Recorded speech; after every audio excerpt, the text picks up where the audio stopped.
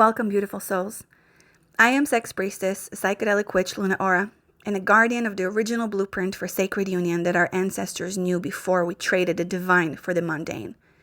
If you're here, you're likely one of the souls who can feel that something is deeply wrong with how we love in this modern world. You've tasted the plastic version of connection that passes for intimacy today, and your soul is starving for something real, something sacred, something that doesn't just make you feel good, but transforms you completely. Now, I need to warn you before we go any further. This conversation is not for those seeking comfort or confirmation. This is medicine, and medicine sometimes burns before it heals. If you're looking for fluffy relationship advice or ways to make your relationship more pleasant, you've come to the wrong place. But if you're ready to remember what sacred union actually is, if you're willing to let love destroy who you think you are so you can discover who you actually are, then settle in, take a deep breath, and let's journey into the mysteries together. Hi everyone, how are you? So let me start by sharing what I witness daily in my temple work and ceremony, working with couples and the sacred spaces where souls come to remember. Humans have forgotten how to love. This is my view. Not the Instagram version with its aesthetic perfection and spiritual bypassing.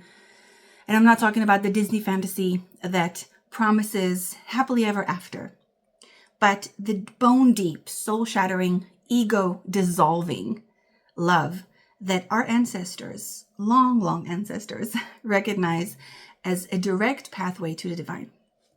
So I watch couples in my space who've been together for years, but have never truly seen each other. I mean, I'm talking about people who can be together for 20, 30 years even. I hold men who are so disconnected from their hearts that they mistake intensity for intimacy. And most of us are doing this mistake most of the time in our love life. We mistake performance for presence. I witness women who've been so conditioned to be chosen that they've forgotten how to choose themselves. I see people addicted to the idea of love while being terrified of its actual experience. Now, how did we get here? And I am not different, by the way. I am a part of this as well. Like, just the fact that I do this work with couples doesn't make me immune to this, because as a society, we have really forgotten what love is.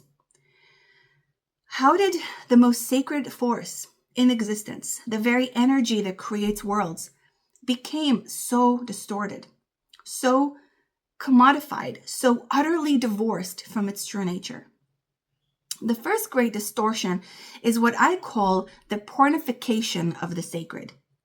Modern humans have been fed a steady diet of love and sexuality that treats the most holy act of union as entertainment, as conquest, as transaction. Pornography has taught an entire generation that sex is performance rather than prayer, that bodies are objects rather than temples, that pleasure is taking rather than surrendering. In my temple work, I see that devastation that this has created, and also the distortion in our consciousness and our subconscious that this has created. Men who can't feel their hearts during intimacy because they're performing scripts learned from screams. Women who've disconnected from their wild feminine essence because they've been taught their value lies in being desired rather than in being authentic. Couples who mistake the friction of ego collision for the fire of sacred union. But here's what the pornified, as I call it, mind doesn't understand. True sacred sexuality is not about a technique or performance. It's about two souls using the gateway of the body to remember that they are one consciousness temporarily appearing as two. It's about surrendering so completely to the divine through each other that the small self dies and something infinitely larger is born. Now, the second distortion comes from what I call the spiritual bypassing epidemic, even within our conscious communities, by the way, and probably more in our conscious communities. I watch so-called awakened souls preach about unconditional love while being unable to handle basic conflict within their partners. They speak of twin flames and soulmates while avoiding the messy, uncomfortable, actual work of actually knowing themselves and their own shadows and their beloved beyond the pretty spiritual persona that they've created for themselves. These practitioners or people want the bliss of union without the terror of dissolution, because we have to accept a disillusion. We have to accept in this journey of real love that all of our veils and fantasies and stories and subconscious falsehood is going to collapse. And that is not a beautiful journey to go through. It's ugly, it's scary, and it feels like shit, but it's a part of it.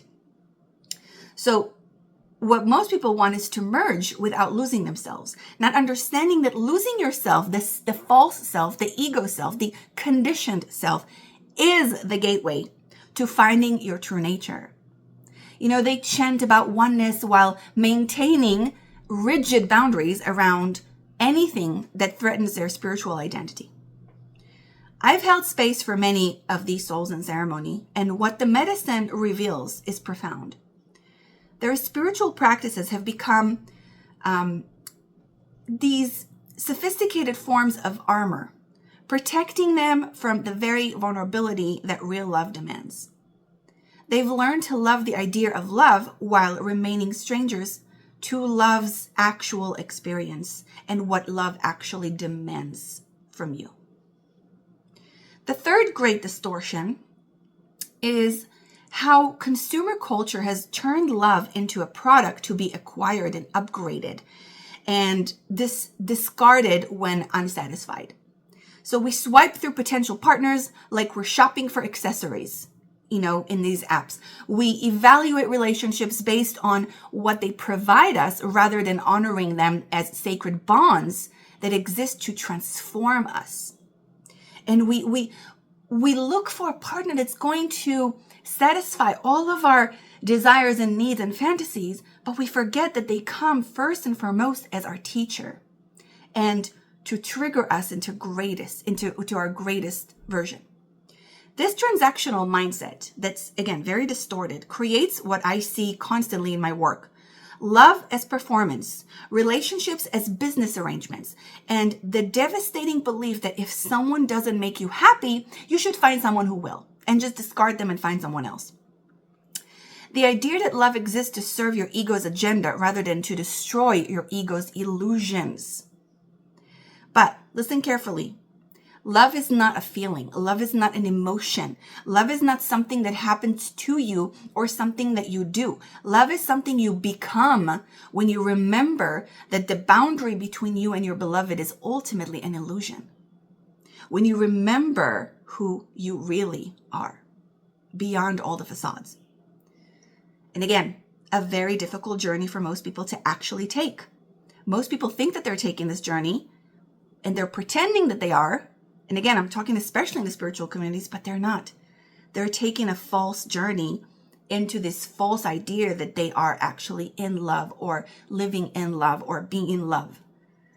So let's dive deeper into what people actually mean when they say that they want love, because understanding these hidden hungers is crucial to healing our capacity for sacred union.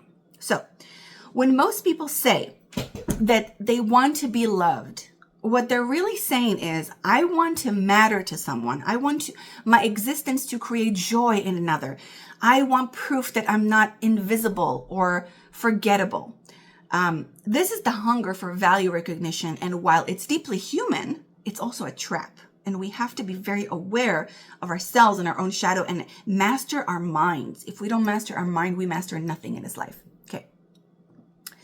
So this confuses love with validation, worth with lovability. It makes love conditional and dependent on being good enough, special enough, valuable enough. But true love transcends value. Love is not about worth, but it's about recognition of shared essence. You are not loved because you are valuable. You are valuable because you are love itself wearing a human costume. So in ceremony, when I work with people, I watch this illusion dissolves over and over, because with me, when I do ceremony, I don't play games. I go directly into the core shadows and I dismantle them. And I create what I call a self-liberation, as well as an inner union, a real inner union, not the bullshit version that, many people are trying to sell. So this soul's journey through plant medicine, and discover that they don't need to earn love through performance, because they are love itself. And I want people to remember who they are. The hunger for recognition transforms into the recognition that they are what they've been seeking for. All of us are. Many seek love as insurance against abandonment, rejection, or aloneness. They want their beloved to be their security blanket, their guarantee against life's uncertainty. But this creates what I see constantly. It's anxious attachment, codependency, and love as a prison rather than liberation. Now, true love, a real sacred union, actually requires the opposite. It requires the willingness to lose each other completely. Only when you can love someone while being willing to let them go, you can choose each other freely rather than clinging to each other desperately. Okay? Pay attention to this sentence. Now, I work with couples who discover in a medicine journey that their fear of abandonment is actually a fear of their own wholeness, their own completeness. And again, this is not something that can be explained in words. And that is why we work very deeply with the deep places in our subconscious in ceremony, so that the person remembers. Because one has to actually experience and embody this to remember. Beautiful words like that, when you listen on a podcast, is not going to help, right? It can remind you of something. It can inspire you to go on a journey or start a path of some sort. But you need to actually have that moment of actually living it in every cell of your body. And that is what my medicine ceremonies are doing. So again, I see people, so for example, been using their partner to avoid the beautiful terror of standing alone as a sovereign being. Most people do that. The way I live, which I've been single most of my life, I don't really have, I think in my 42 years on this planet, I have been in an actual relationship altogether with a man, probably less than 4 years. And again, I'm not saying that this is what you should do. I think we need relationships. We need them to grow. We need them to expand. I just do it in a different way. It's actually serving my work better to be single than to be in a partnership. But that's just me. I'm not saying that that's what you have to do. The way I learn my lessons and grow and have the mirrors of relationship reflecting my own shadows to me is just different than other people.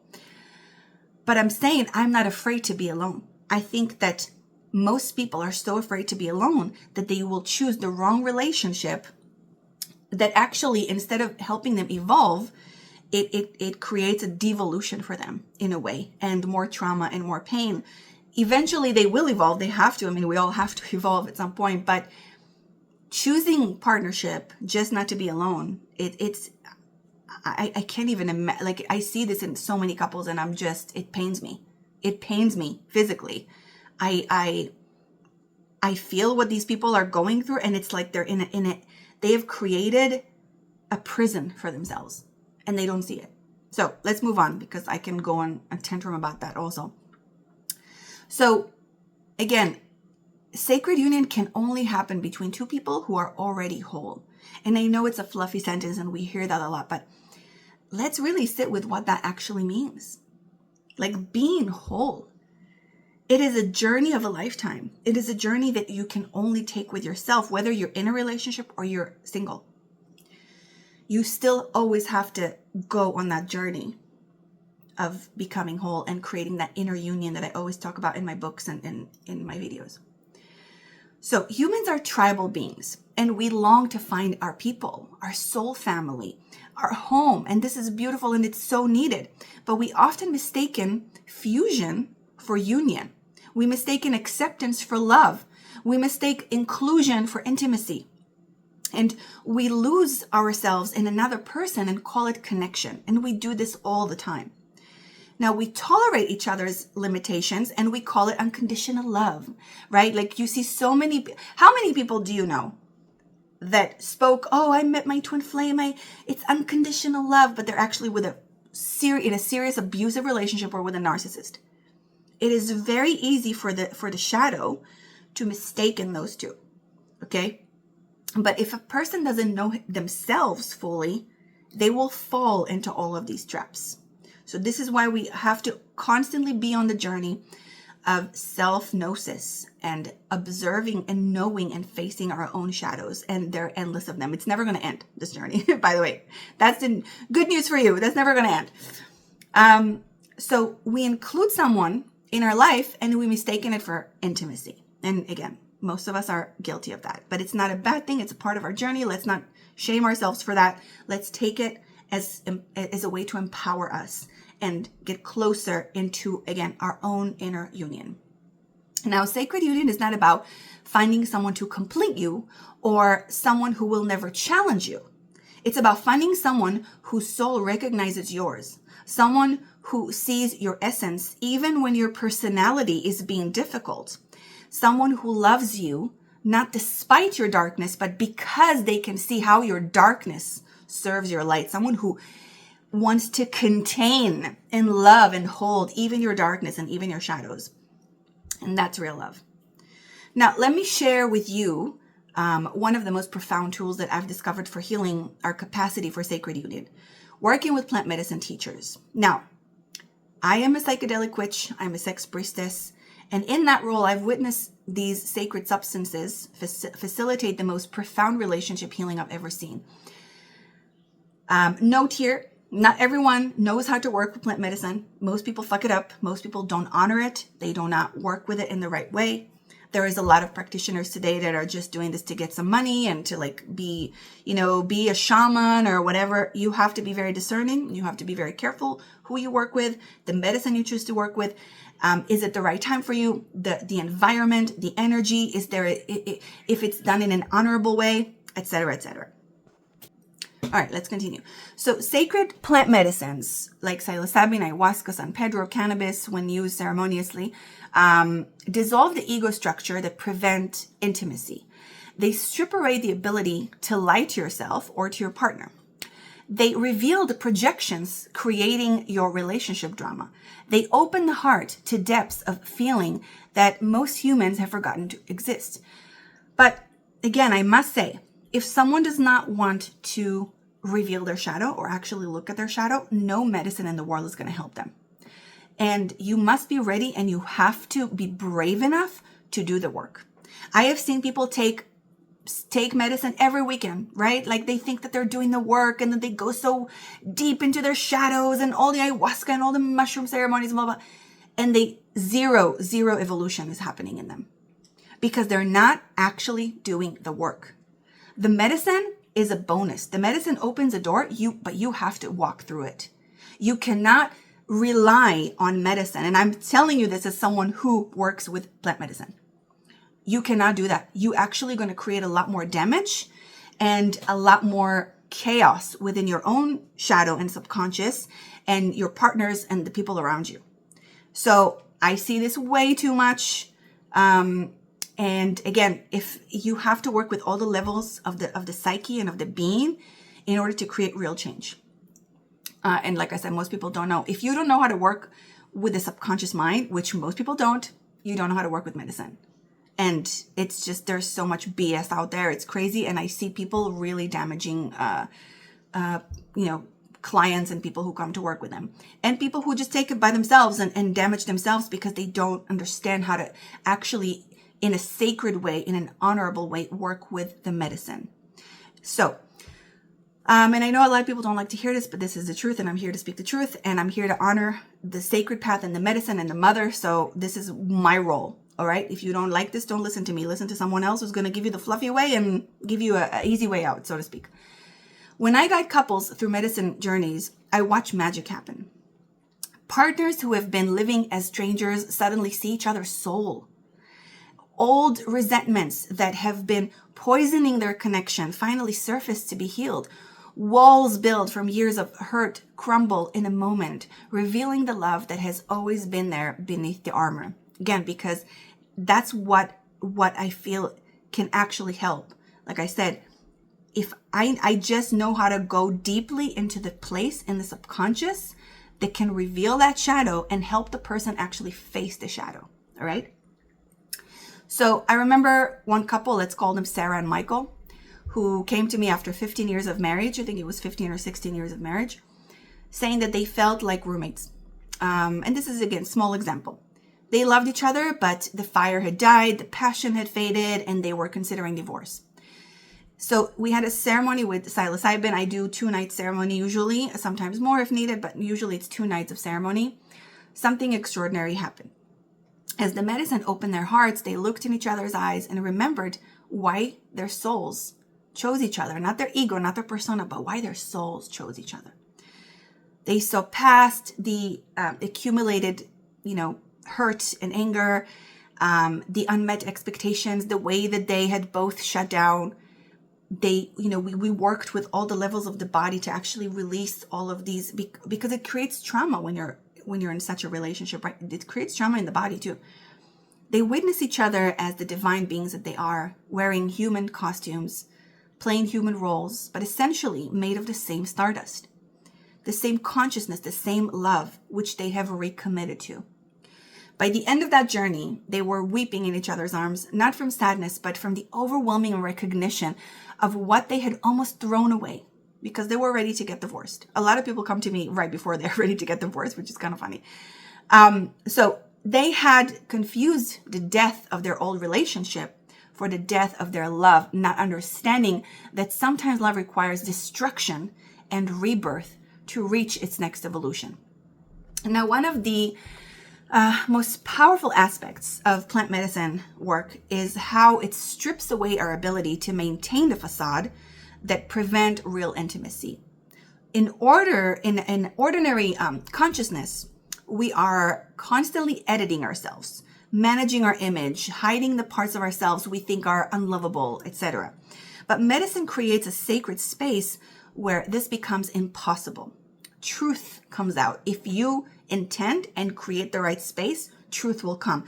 If not, you will create more lies and manipulation and shit, because the subconscious can be very tricky, and the shadows can be very, very tricky. So I've watched partners confess fears that they have carried for decades, share desires that they've been ashamed of, reveal wounds that they've never spoken aloud. The medicine doesn't just create emotional safety, it makes emotional honesty inevitable, like real honesty. And in that raw, unguarded space, couples often experience intimacy deeper than anything that they've known. But there is the crucial piece that I want to say. This isn't just about feeling good in ceremony, okay? This is vital to understand. Many people go to ceremony just because they want to feel good and it's so fun and great and happy and they feel sexy and beautiful. This is about integrating these experiences into daily life, okay? Not just facing the shadow and going deep, but integrating into your life. The real work begins when you come down from the mountain, right? And try to live from this expanded awareness in your ordinary consciousness. Now, perhaps the most important work that happens in ceremonial space is shadow integration, like I spoke about. Instagram spirituality wants to bypass the shadow, to focus only on love and light and happiness and joy and pretty and sunshine. But Sacred Union demands that we love the whole person, including their darkness, their wounds, and all of their ugly parts. In ceremony, couples often meet each other's shadow for the first time. The polite masks fall away, the spiritual personas crumble, and underneath, they find the broken, wounded, magnificent human who has been hiding beneath layers of conditioning. And that is really a beautiful thing to see. This is one of the things I love the most in my work. Learning to love this shadow self in yourself and in your beloved is the real work of Sacred Union. I remember guiding a couple where the woman had been playing the perfect spiritual wife for years, right? Like always supportive, always understanding, never expressing anger or needs. In ceremony, her rage finally emerged. Years of suppressed frustration, of being unseen, unheard, taken for granted. Her partner's first instinct was to fix it, to make it better, to get her back to being comfortable. But the medicine held them both in space where they couldn't escape into this usual pattern. He had to witness her fury without trying to change it, but to hold it and accept it and honor it even.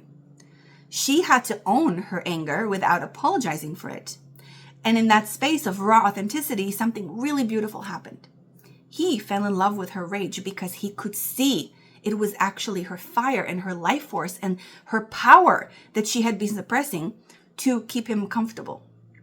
This is shadow marriage, right? The way I call it, learning to love the part of each other, the parts of each other that society tells us that are unlovable or that unacceptable. Now, as a sex priestess, I must speak to the profound distortion of sexuality in our culture and offer you the codes for reclaiming sacred sexual union as a sacred practice. So modern humans have been taught that sexuality is either procreation or recreation, something you do to make babies or to feel good. But our ancestors knew, and I'm talking very long ancestors, a third category that we've almost completely lost. Sexuality as spiritual practice is a direct pathway to the divine, to source, as well as to our sacred union, of course.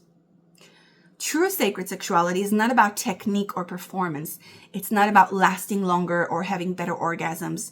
These may be, byproducts, which are wonderful.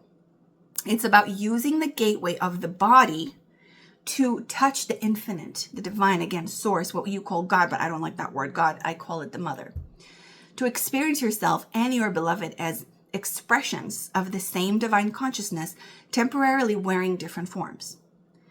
So in my work, I teach couples to approach intimacy as a form of a prayer, as a form of a devotion.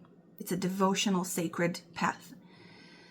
And every touch becomes an act of worship, right? Every breath shared becomes a sacred exchange with your beloved. The goal shifts from physical pleasure to spiritual communion. And paradoxically, this actually creates a lot more pleasure beyond anything purely physical that sexuality can offer. Some couples, they don't want to go to that, to that woo-woo place. And I think they're missing out there. I know that they're missing out because they're kind of like staying at the surface level. I can take them deep into their shadow, but there's still so much depth underneath. And, most people are still resistant to it in a way. They have their reasons. Everyone has their own reasons, but it's a shame because if humanity really knew the power of what I'm talking about, oh my gosh, we would fly. We would absolutely fly, and we wouldn't need medicine. We would just fly every day with this absolute purity of love and passion and desire and pleasure all the time. So let me share just a few actual practices that facilitate the sacred sexual union. Very, very kind of basic ones, but really helpful if you start implementing them. So first is conscious breathing. Learn to breathe together, to use breath to move energy through your bodies and circulate it between you. This creates an energetic feedback loop that amplifies awareness and builds orgasmic energy without needing to discharge it through climax. And again, I work with men on, in my men program, my God Men program, for example, about semen retention. I work with them with semen retention and really holding their orgasm and then later on creating orgasm without an ejaculation, which again takes a long time for men. It takes a lot of practice and commitment and a long time for men, but it's very possible. And with women, again, I work on on so many levels of the shadow and reprogramming, but really on getting back to surrender, getting back to being in that pure feminine state of surrender. And, I wrote in my book, the Sex Priestess Manual, which is a huge book. Basically, the whole 700 pages are really getting you to that state of surrender in many different ways. Another thing is soul gazing. So just eye gazing, maintaining eye contact during intimacy and without intimacy, even if you're just sitting in the kitchen, just have a few moments of eye contact. Look into each other's eyes as you make love. staying present to the soul that you're communing with, rather than disappearing into a sensation or fantasy. This single practice will transform your entire sexual experience from physical fiction to a spiritual fusion. It's very, very powerful. So simple, but very powerful. Now, energy circulation. Instead of focusing on genital stimulation only, learn to awaken the entire body as an erotic landscape. So we use breath and movement, an intention to move the sexual energy up the spine and through the entire body, especially through the heart for men, exchanging it with your partner's energy. And this is what the tantric masters called the valley orgasm, which is sustained waves of bliss that can last for hours. Again, I can do 10 videos about this. This is like a long thing, but just to give you a little inspiration of what is possible. Now, sacred intention. Intention is very important. Before entering any physical intimacy, create sacred space together. State your intention to commune with your beloved and with the divine through each other's body. So ask for the dissolution of separation and the remembering of unity, which is what you really are. This really transforms your sexual act from recreation into ceremony, into ritual. And it reminds you subconsciously of many things, of the original codes as well. Again, something I can go very deep about. If you want me to go deeper into any of these things, write it down in the comments. Now, in sacred sexuality, we work with the principles of divine feminine and masculine energy, not as gender roles, although gender is important, and I'm not going to fluff it up like I'm not this whole gender chaos and manipulation I'm so pissed off about. But as archetypal forces that exist within every being. So all of us have feminine and masculine energies. The divine feminine is the principle of receptivity, depth, mystery, magic, the void that creates space for all possibilities, the subconscious itself. In sexual union, the feminine energy, regardless again of who's embodying it, because yes, men can embody it too, that's for sure, creates the sacred container, the energetic womb within which transformation can occur, because the womb is the space of transmutation and transformation. Now, the divine masculine is the principle of presence, of direction, focused awareness. It is consciousness itself. In sexual union, the masculine energy provides the quality of unwavering attention that allows the feminine to fully open and surrender. When these energies dance together consciously with awareness, something really alchemical can occur. And this is where we go into alchemy of sexual union. This is so deep. It's not two people having sex. It is the universe making love to itself through two physical bodies, through two willing individuals and souls. Now, many of the souls who come to my temple carry sexual trauma. So I want to talk a little bit about sexual trauma or wounds from past experiences that have closed their hearts, numbed their bodies, or created fear around intimacy. Sacred sexuality practices can be profoundly healing for these wounds, but only when approached with proper guidance and reverence. I've seen, again, way too many practitioners, people who call themselves practitioner today, who actually create a lot more trauma and chaos instead of healing trauma because they don't know how to work with the subconscious mind.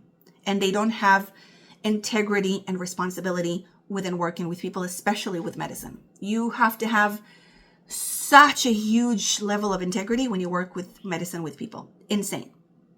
So the medicine plants combined with conscious touch and sacred intentions can really help survivors reclaim their bodies as temples rather than crime scenes. But this work must be done slowly with tremendous care and respect for the nervous system's wisdom. And, healing happens not through force, but through creating safety for what has been frozen to finally thaw.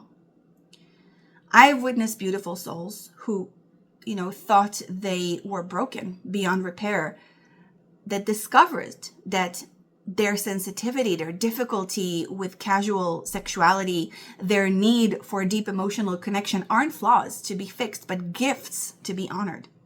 In a culture that promotes sexual disconnection and so much distortion, those who require sacred connection are actually holding the higher template and codes for humanity.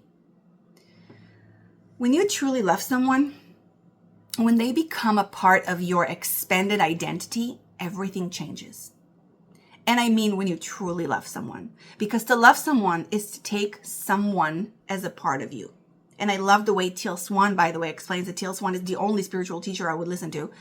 And she really explains it in the most basic way of loving someone is taking someone as a part of yourself.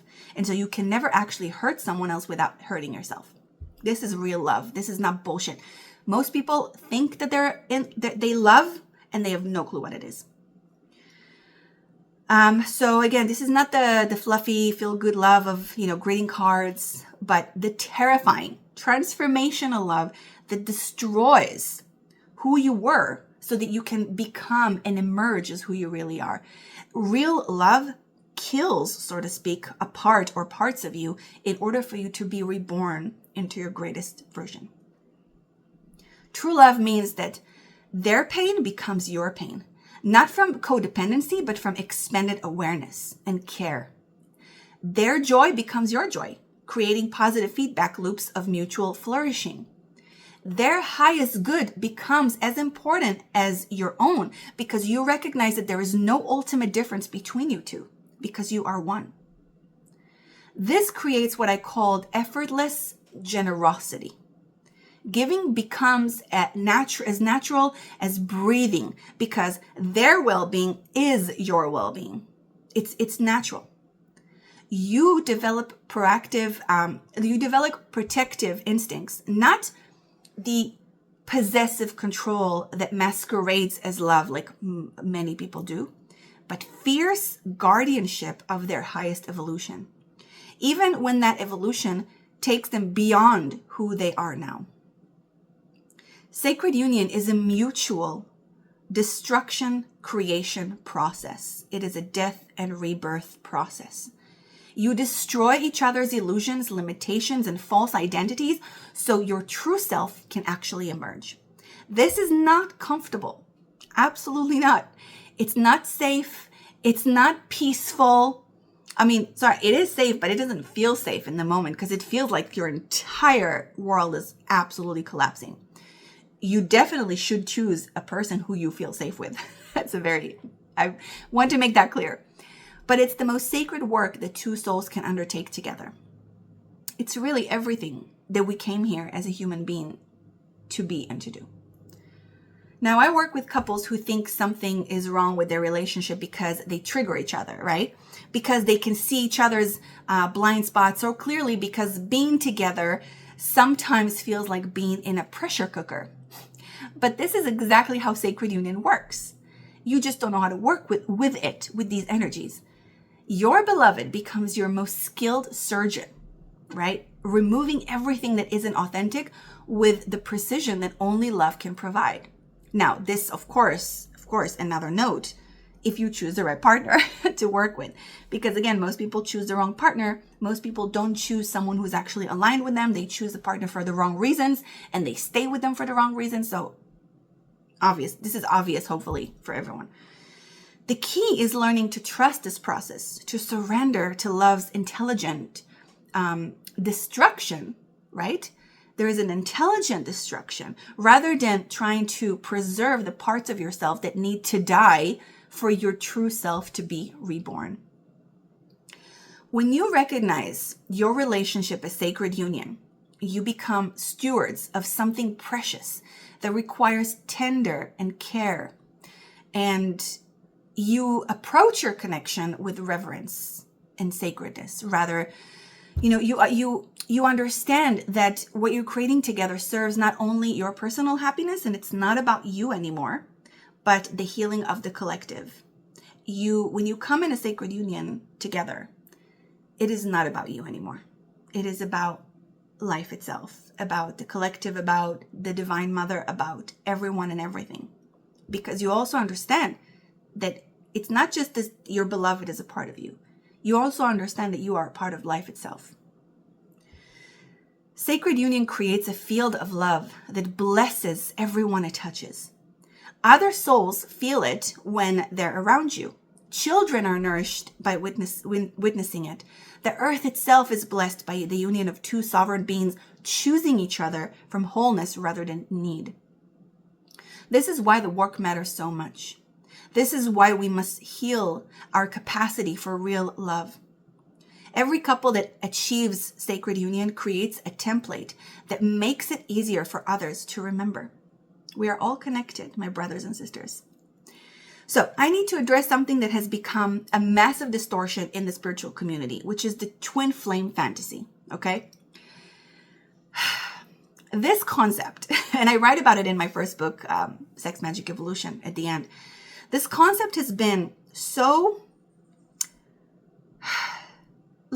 distorted that it's actually preventing many souls from experiencing real sacred union. The original twin flame teaching was never about finding your other half or meeting someone who completes you. It was about the recognition that consciousness itself is exploring itself through seemingly separate forms. Your twin flame is not another person. It's your own soul having different experiences through different bodies. Now, sometimes you incarnate to meet someone whose soul frequency matches yours so precisely that being with them feels like coming home to yourself. But this isn't about romantic completion. It's about mutual awakening, about two aspects of the same consciousness remembering their unity through the experience of seeming separation. Now, what I see happening in spiritual materialism is people using twin flame concepts to avoid the actual work of relationships, which drives me mad. They use it to justify staying in toxic dynamics. Oh, this is my twin flame, so I have to make it work, even if he beats me up or if she insults me or all the stuff, to avoid commitment, right? So it's like, I'm waiting for my real twin flame, so I can't commit to anyone. All of these are shadow parts in us. So a lot of people are using the twin flame story and to actually feed their own shadows, or to bypass the ordinary human work of learning to love an imperfect person imperfectly. If that makes sense. The truth is that sacred union can happen with any soul when both people are committed to using their relationship as a vehicle for mutual awakening. It's not about finding the perfect person. It's about becoming whole enough to love perfectly the unperfect person. Let's add that. I also see souls using twin flame language to feed their spiritual ego. And the idea that their love story is more special, more divinely ordained, or more spiritual, significant than others. But this is just another form of separation consciousness, another shadow, another way of making yourself different from and better than other humans, right? This is another shadow. The most sacred unions I've witnessed are often between souls who met in completely ordinary ways, who aren't claiming special spiritual statues, who are simply committed to the revolutionary act of loving each other completely while remaining whole within themselves, right? So really, again, the best couples I've seen are those who don't see themselves as twin flames or soulmates or that, because they actually do the work. So that's what makes them the best couples. And I must say, most people, if they knew what a twin flame really is, they would not want it.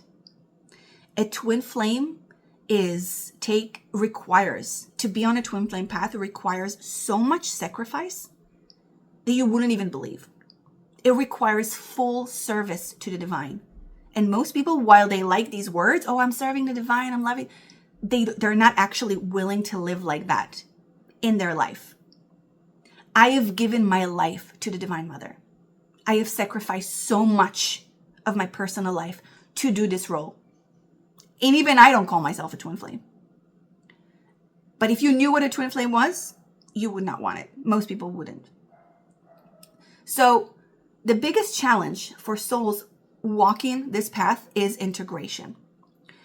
How do you live from the awareness of sacred union in a world that has forgotten what love actually is?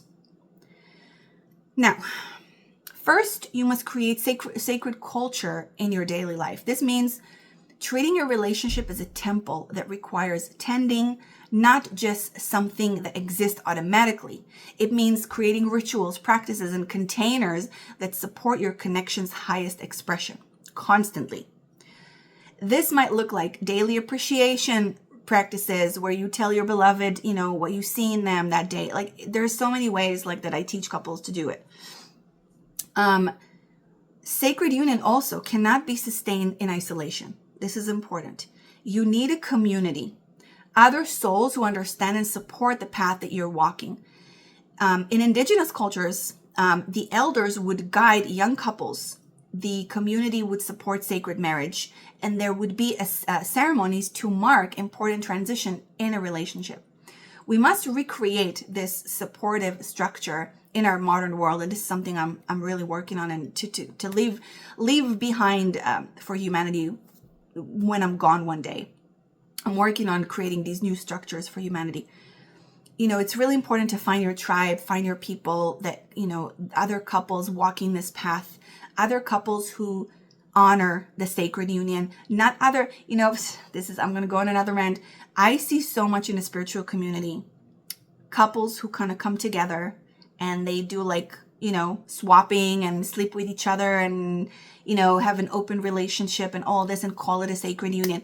If this is what you want to do it. I'm not judging couples for, doing sexually exchanging each other's partners.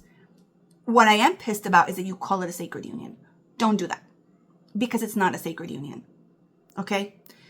And because there's a lot of people, I'm not going to name names, but there's so many people in the spiritual community who live like this and who also are so-called teachers or leaders within spiritual communities, and they misguide other people who actually want a sacred union, but then they say, oh, maybe this is a sacred union, you can sleep with everyone. And then what you're doing is you're just feeding your shadow. You are not actually creating any sacred union. You're creating more chaos. You are feeding your shadow. You're expending your shadow instead of expending your light. Sacred union is not a weekend workshop or a peak experience in ceremony. I even tell this to couples who come to work with me. Don't expect this ceremony to be that's it. You're going to do the ceremony and that's it. You got to do the work. It's a daily practice of choosing love over fear every moment, choosing truth over comfort, growth over safety. It requires dedication, discipline, and the courage to keep your heart open, even when it's easier to close it.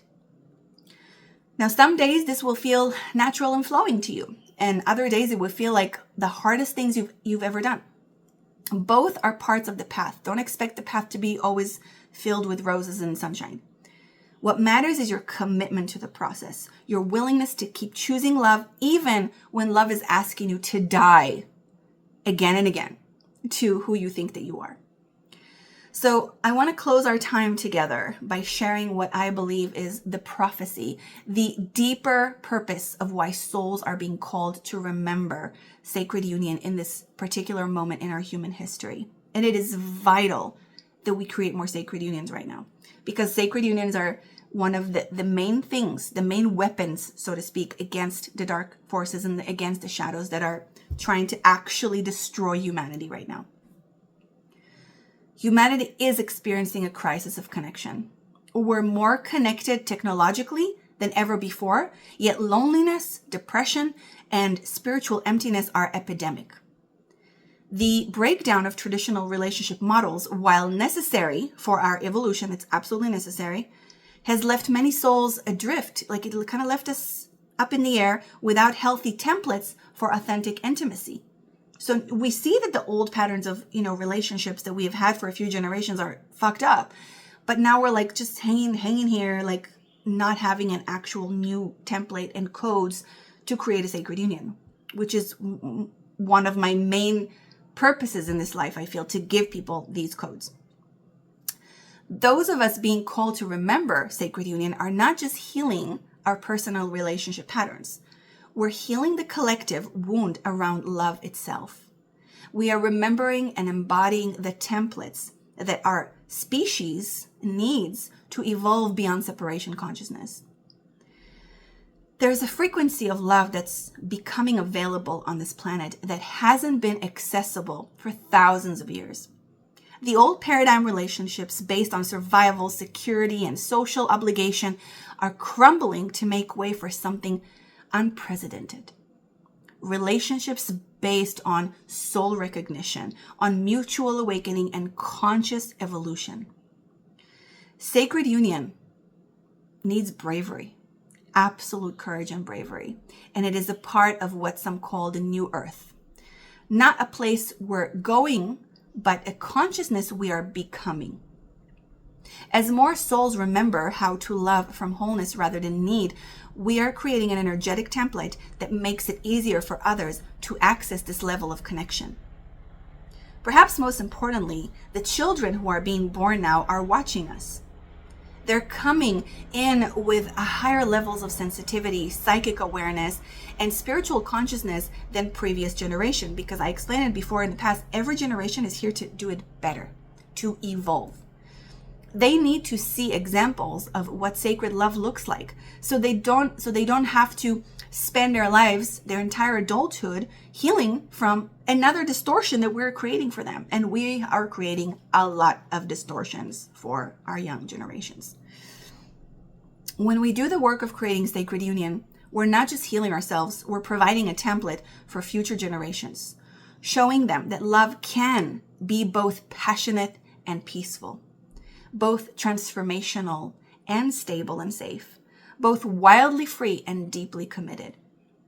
So beautiful soul, I want to leave you with an invitation. Not a comfortable one, but a necessary one. The path to sacred union requires everything from you.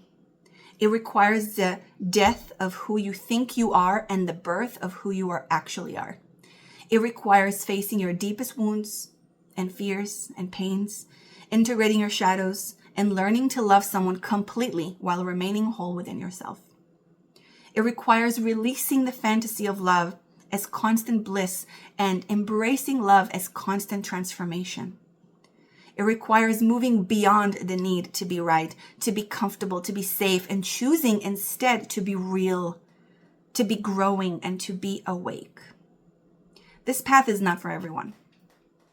But for those who are called to it, sacred union offers something unprecedented.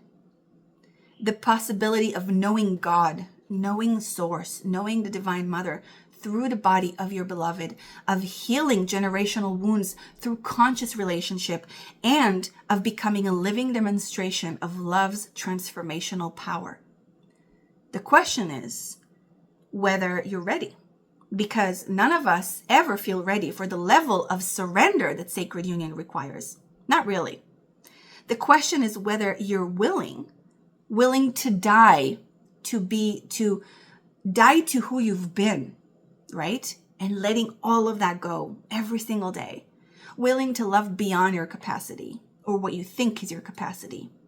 Willing to use your relationship as a vehicle for mutual awakening and the awakening of the collective rather than just comfort, your own comfort. If your soul is saying yes, if something in you recognizes the truth of what we have explored together, then welcome to the path, my beautiful soul. Welcome to the ancient mystery school of sacred union. And the work begins now, not tomorrow, but right now with your decision. So if anyone wants to work with me, you can absolutely reach out. But what I am calling you is back to yourself. Ask the universe, ask the Divine Mother to show you the right, highest path for you to come back to truth and to sacred union within yourself. So I want to thank you. This has been a long video. Thank you for joining me. Thank you for listening. Please comment, share, like, help support this channel, which has been in the shadows for a long time, shadow banned for a very long time. And, you know, the codes are within you. They are. I'm just here to remind you, but the codes are within you. The capacity for this level of love is your natural state. And what requires now is the courage to do the work, not the pretty work, not the comfortable spiritual work, but the raw, difficult, beautiful work of becoming whole enough to love completely. So I love you so much. I am Luna Aura. I am a priestess of the temple. I am a servant of the mother. And I will keep honoring truth with every breath I take. Thank you so much. Check out my books, check out my websites, not websites, only one. And if you want to start with any book, you kind of go to the book section and kind of feel what book calls you first.